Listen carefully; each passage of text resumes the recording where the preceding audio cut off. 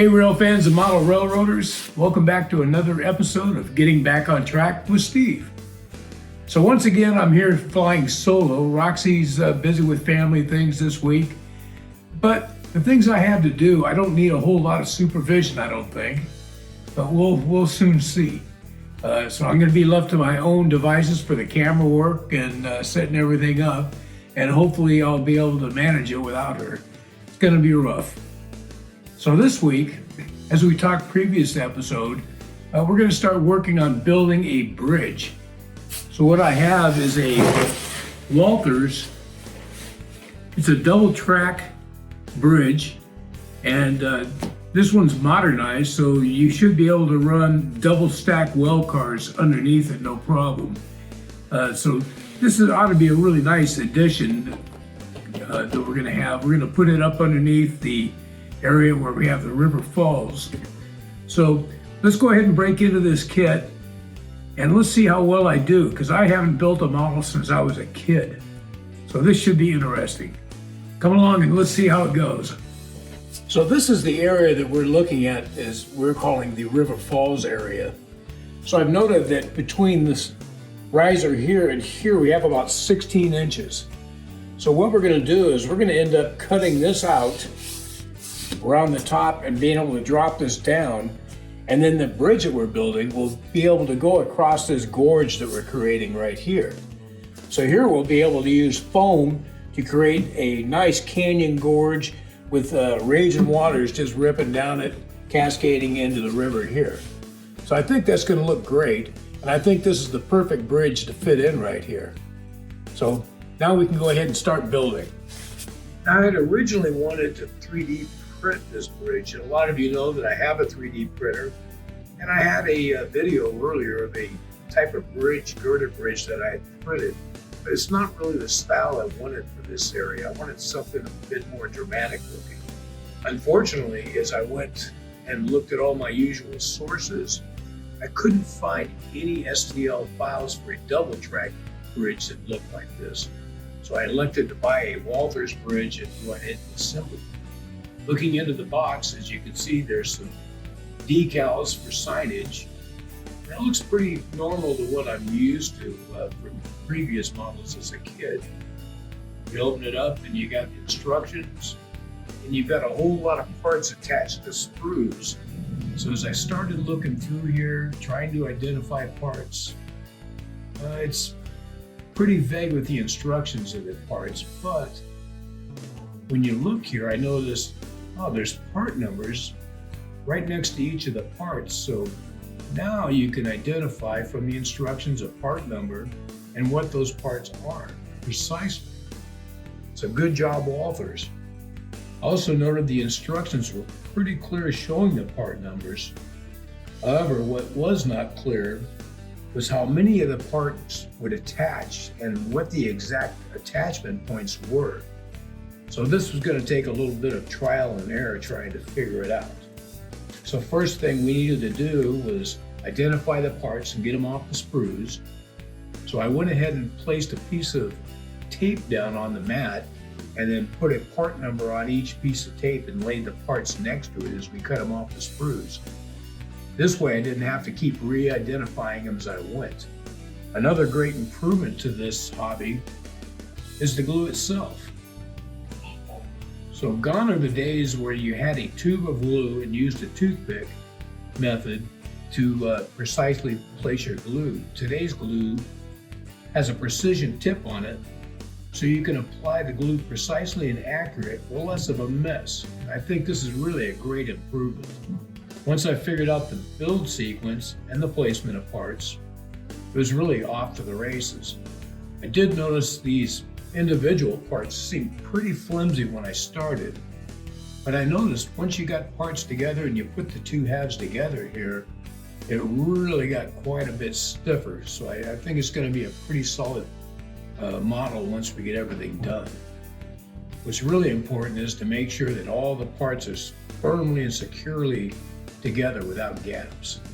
And it's so far so good. It's not too difficult to get these parts together. The glue sets up fairly rapidly, so I think I'm getting pretty good fits as we go.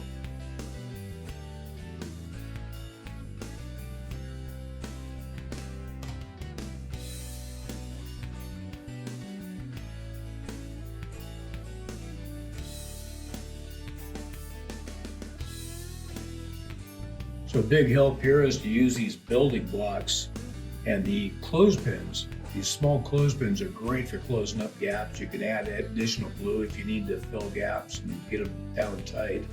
It's really important to do that. I really just took my time and made sure everything fit well. Everything was pretty easy to do until I got to these really fiddly parts. On the ends, there's two small pieces that need to fill the openings of the girder. But then I also noted there's a whole lot of really small pieces that are called gussets that'll go in the I-beams themselves, and that provides a more stiffening on the real models. So it was a pretty fiddly thing to do. Really hard to get into these areas. You could apply glue evenly all the way down each side. Then using curved tweezers, I could fit it in and around and then adjust it as needed to get them nice and straight. And then it's just a matter of working your way down each one.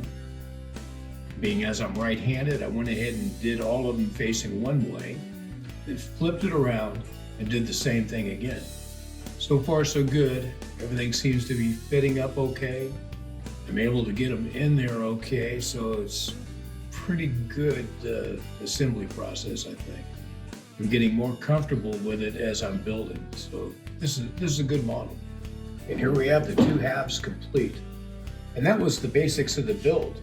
You wanted to assemble each side of the truss before you start up with the base. Now the base part here is really pretty easy. You got your girders running here, and then the cross pieces, and they're slotted, so everything fits up really nice and tight and square.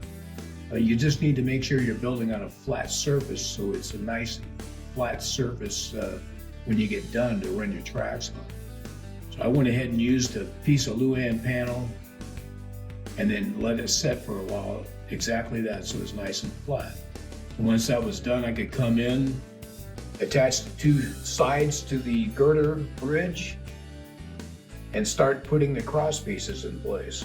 Now here you can either elect to use the cross pieces for a steam era, which is a lower clearance, or a high clearance modern era. So I decided to do the modern era.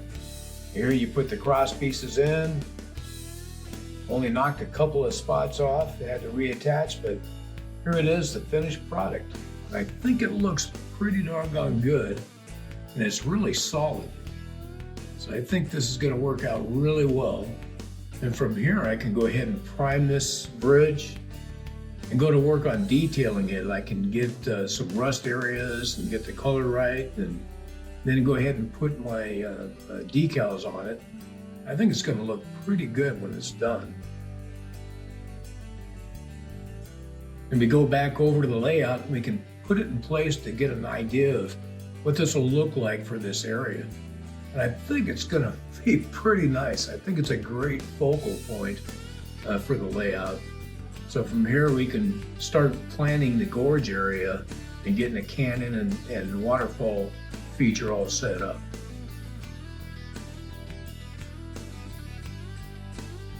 Well, there you go. We built that bridge. It was really pretty finicky in areas, trying to put those little tiny plates in the beams, and had to use tweezers to get them in there, but I think it came out pretty good. I think it fits here real well. It's just the right size for it to fit in between the two risers. So I think once we remove this piece and drop it down, we're gonna have something that looks pretty great in this area. So I'm really excited to move on to the next phase of getting this bridge installed and set. So next episode we'll be cutting away and reconfiguring some of this bench work to make this work. So why don't you make sure to hit like, hit subscribe, smash that bell so you get notified when we drop another video. And you guys all have a good time running your trains and working on your layouts, because we certainly are. We'll see you next time on Getting Back on Track with Steve. And Roxy will be here.